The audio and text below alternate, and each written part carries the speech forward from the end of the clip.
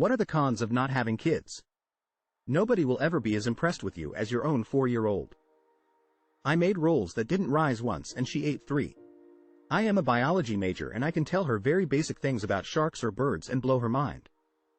I taught her how to play Mario Kart and she congratulates me on doing well every time we play, even if I did an objectively poor job. She tells me good job for going to the bathroom. I'll never have this kind of support again in my life. It's hard to explain. The special moments with kids.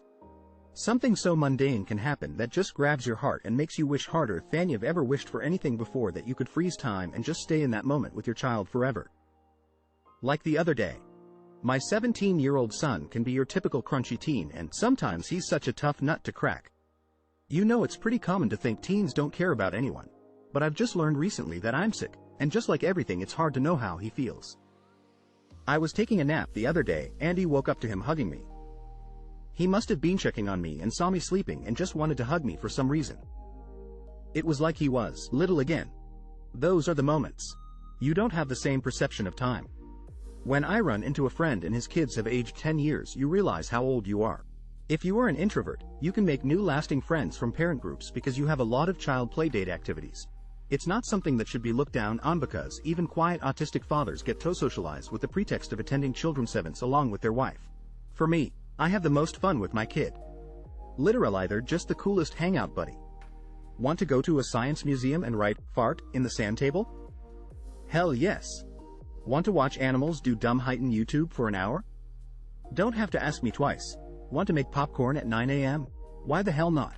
We have dumb inside jokes, scream, sing to music, do experiments like make a cake using the recipe from Minecraft. It's not good. Watch Star Trek, look at ants, have pun battles, you name it. It's just so fun. Some of my best memories are sitting with my mom and grandmother and sisters around a table, just talking and working crossword puzzles together. There's a closeness there that can't really be replicated, even with your best friends, a lifetime of memories. I'll never have that with my adult children, because I don't have any. I don't regret not having kids, but those times around the table are gone forever now. You aren't constantly distracted, so the existential dread creeps in. Lol. Potential loneliness when older. Less obvious who to pass assets on to after death. The con of this question is thinking of children as something to have, something that comes with benefits and costs, rather than a living human being of their own, which you'd be signing up to be responsible for. It's not about having kids, it's about being a parent. And there are no inherent cons to having or not having kids, only to making whichever decision is wrong for you. Because at the end of the day, what you see as a con or a pro is subjective to yourself. Delete it. You'll be missing out on a special kind of love, joy and pride without them. But it's a responsibility that isn't for everyone. So if you have any reservations about becoming a parent, go with your gut feeling. You will find fulfillment in your life in other ways. You can lose friends. As you get older, your friends who aren't child-free will start getting married and having kids. They'll still love you. They'll still like you. They'll still try to keep in touch. But their life will be very different from yours.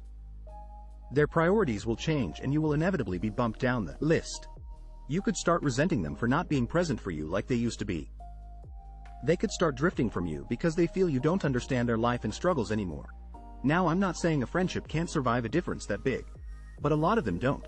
And to be clear, you shouldn't have kids just to keep friends. It's possible to make new friends. It's also possible to renew old friendships once the kids get older and your friends are more willing to be away from them. It's just hard those first few years when their life has changed so much and yours has not. When you're someone who doesn't have kids because of infertility and health reasons, people feel like they can interview you about your private medical information. Your bloodline dies. Which for some people may not be a bad idea. People who have seen something they could never explain. What was the thing? A tree fell in front of us while we were driving. It almost killed us. Moments later, a group of men dressed in nice clothes just happened to have chainsaws in their car that was black and black-tinted windows. They started cutting up the tree. We quickly turned around and said, "Nope." I tried to tell myself that it was just Mormons who happened to have chainsaws in the back of their car. I called my mom the other day to see if she still remembers that incident, and she does. Short version. 14 years old, pretending to sleep at a friend's house and instead walking around the city, Colorado Springs, Colorado, at around 3 a.m., and suddenly for about 2 to 3 minutes it's bright as day across the whole city.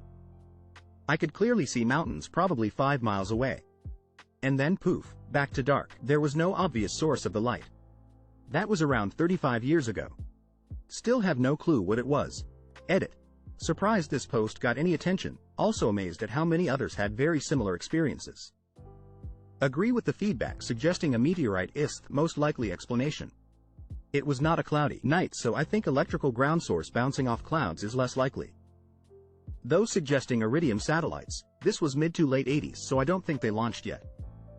And yeah, there's a ton of military stuff in the area. NORAD, the Air Force Academy, Peterson AF Band, I think a few others were mentioned.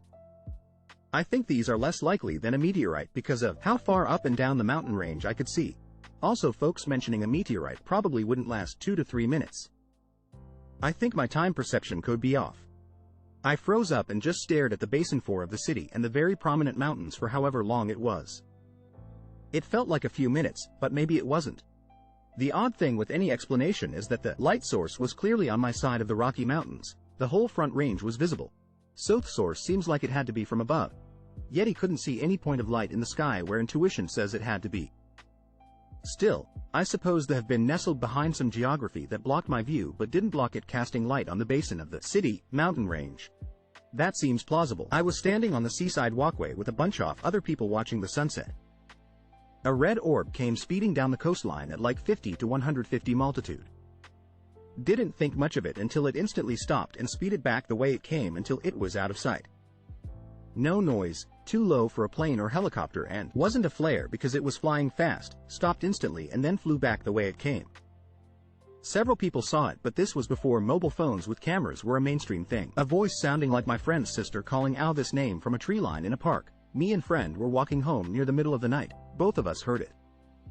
He was called out 3 times. I live outside city limits. There are very few houses near my home and many tall bushes and trees around the house. There is a small mountain at some distance.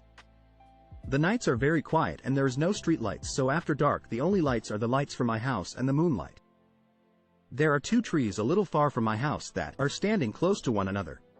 One night while I was outside my house with a flashlight doing something, I realized there was only one of those trees. I looked around that tree with my flashlight, but there was no sign of the other tree, like it never existed. The next day I went there during daytime to see exactly what happened to the other tree, and they both were there just like I remembered. I looked around them and even climbed on them to see anything strange, but nothing was out of ordinary. One night, years after high school and I'd gotten married, I had a vivid and very sad dream about the first boyfriend I ever really loved. We were 15 and 16, broke up about 3 years later because he really got into drugs. I had this dream maybe 9 years after that. I dreamed I was walking down a crowded sidewalk in some big city and I bumped into him going the direction I just came from. He was crying and he asked me for help. I can't remember if the dream changed then or I woke up, but it was just that little snippet of seeing his face. It was so clear. I still remember how his beautiful blue eyes looked. I don't know why I waited a couple more years to call his mother and ask about him one day when I recalled that dream for some reason. But I did call her. It turns out he had died in a freak accident around the time I had that dream. He had a car in his garage that he was working on. He had climbed on the hood for some reason, to do something, and he fell. Broke his neck and it was fatal. Now I'm always sad and a little creeped out every time I think of that dream. Probably always will be. I fly helicopters for a living. I was working on a power line one year and was going back to our landing zone and noticed an opening in the trees, what appeared to be a leg. I came back and tried towed it as low as I could into the clearing, thinking it was a person. It was a full-grown cow that had been completely skinned. There were no farms around, and the animal didn't appear to be cut up anyway. I went back to the landing zone, picked up one of my ground crew members and flew back with him just so he could verify that I wasn't crazy. The flight back, we were both kind of in a web because we have no idea how that animal got to where it's at. Even more so that it had no skin on its entire body. It looked like a perfect cow sans skin. As a kid on rainy days, I would grab my umbrella and jacket and play around in the rain, collecting raindrops. When I was about 11, I was playing outside in my front yard one day. I decided to go into the sidewalk to catch a bit more rain. I then looked into the street. It was a foggy, rainy day, but I could have sworn I saw someone who looked exactly like me. Me being a kid, I panicked, ran inside for the rest of the rain, but I was still an idiot, so I never really told anyone, cause I thought that they wouldn't believe me. 2 missing hours. I posted about it on another account. Setup. I used to be a home health aide for the disabled, elderly. I stayed overnights to help them jay up, use the restroom, change, clean them, etc. I used to take care of a man named Mr. M. We kept an old large clock alarm that chimed every hour. Every 2 hours we'd roll Mr. M over and change his pads. We recorded everything that happened in a notebook by the clock. Story. It was a usual day until around 2 a.m. I heard the chimes ring twice, wrote down that I was going in, then went in, wrote what I did, changed his pads, wrote the time I got done, then went back to the kitchen where I sat every night, having my laptop set up to pass the time. About 15 minutes pass, and I hear the clock chime again. 4 times. I look at my computer, thinking the clock was wrong, and no. 4 a.m. I look at the notes, no new notes. I write that I'm going in to change Mr. M's pads. I walk in, and he looks at me and asks, "Weren't you just in here?" I said yay, then went with changing his pads. They were dry, a rarity. I still have no idea what happened to those 2 hours. It was like 2 hours passed in 15 minutes, and 3 o'clock was skipped completely. I was watching a YouTube series at the time, and my video would have ended in that 2 hours. I have no idea to this day what the hell happened. To those suggesting a time change, DST. This happened December 11, 2016. Was talking on the phone to my dad in the garden, about 15 years ago. Saw an orange light slowly come up over some trees behind my house, then take off straight up at a ridiculous speed.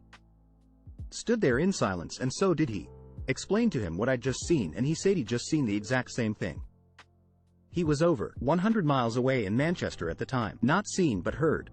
I swear I keep hearing breathing in my fucking room in the middle of the night. Edit. Thanks for the upvotes, I only hear it every couple of months or so, haha. IDK, I think my room chanted, or maybe I am going insane thinking face.